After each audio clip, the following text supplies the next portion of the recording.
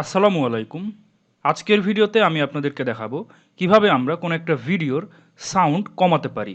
যদি কোনো কারণে আমাদের একটা ভিডিওর সাউন্ড অত্যাধিক পরিমাণে হয়, আমরা খুব সহজেই সেই ভিডিওটার সাউন্ড কমাতে পারি। এজন্য আমরা Camtasia Studio 9 video editing software ব্যবহার করব। প্রথমে আপনারা Camtasia Studio 9 এটা ওপেন করবেন, দেন ইম্পোর্ট মিডিয়া এখানে ক্লিক করে যেই ভিডিওটার সাউন্ড আপনারা কমাতে চান, তো সেই ভিডিওটা আপনারা সিলেক্ট করবেন। তারপরে ভিডিওটা ড্র্যাগ করে আপনার ভিডিও ক্যানভাসের ভেতরে এভাবে ড্রপ করে দিবেন। আর অবশ্যই খেয়াল রাখবেন এই ভিডিওটার স্টার্টিং যেন এই যে 0 সেকেন্ড থেকে হয়। এবার যদি আমরা ভিডিওর সাউন্ড কমাতে চাই, আমরা ২ ভাবে কমাতে পারি। সম্পূর্ণ ভিডিওর সাউন্ড আমরা কমাতে পারি, অথবা আমরা ওই ভিডিওর স্পেসিফিক পার্টের সাউন্ড আমরা কমাতে পারি।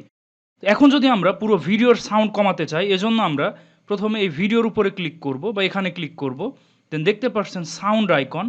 এখানে দেখতে পাচ্ছেন যে গেইন ভ্যালু, এটা আমরা ১০০ থেকে কমিয়ে দিব। দেখতে পাচ্ছেন আমাদের এই সাউন্ড ওয়েভ এটা কিন্তু কমে যাচ্ছে। তো আমরা যত কমাবো এটার কিন্তু সাউন্ড তত কমে যাবে। আর বাই ডিফল্ট এটা ১০০% এভাবে থাকবে। আমরা আরেকভাবে এই সাউন্ডটা কমাতে পারি, সেটা হচ্ছে প্রথমে ভিডিওতে ক্লিক করবেন। দেখতে পাচ্ছেন যে গ্রিন লাইন, এটা আমরা ঠিক এভাবে এর ভ্যালুটা এভাবে ডাউন করে দিব এবং পাশে এর পার্সেন্টেজ দেখতে পাচ্ছেন।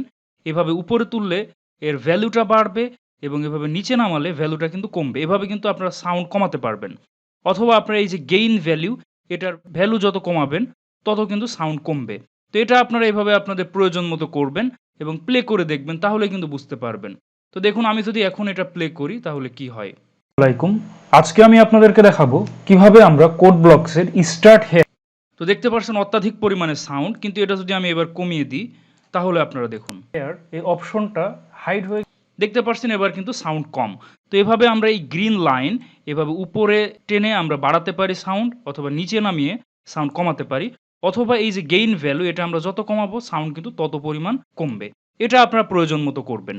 আর এবার যদি আমরা চাই যে স্পেসিফিক পার্টের সাউন্ড আমরা কমাতে বা বাড়াতে, সেটাও কিন্তু আমরা করতে পারি। এজন্য আমরা কোন জায়গার সাউন্ড আমরা কমাতে চাই সেই জায়গাটা সিলেক্ট করতে হবে। তো ধরুন আমি এটা এখান থেকে শুরু করে এখানে দেখতে পাচ্ছেন আমাদের টাইমিং উঠছে, আমি কত সেকেন্ড থেকে কত সেকেন্ড এবং ডিউরেশন সেটা দেখাচ্ছে। তো আমি চাচ্ছি যে এই অংশটুকুর সাউন্ড কমাতে।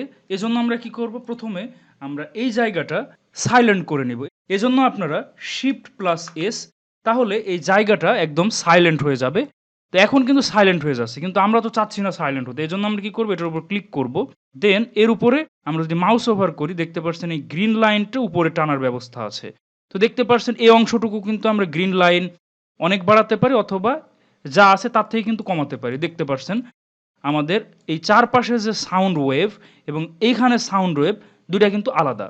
এখন আমরা চাইলে এই দিক থেকেও বাড়াতে পারি, এই দিক থেকেও বাড়াতে পারি বা কমাতে পারি, অথবা এই যে স্পেসিফিক পার্ট আমরা এতটুকুর এটুক কিন্তু এভাবে কমাতে পারি। তো এখন যদি আমরা এই অংশ প্লে করি তাহলে আপনারা যখন কোড ব্লকস ওপেন করেন দেখতে পাচ্ছেন এই অংশের সাউন্ড কিন্তু অনেকাংশে কমে গেছে। এভাবে আমরা খুবই সহজে কোনো একটা ভিডিওর সাউন্ড আমরা কম বা বেশি করতে পারি।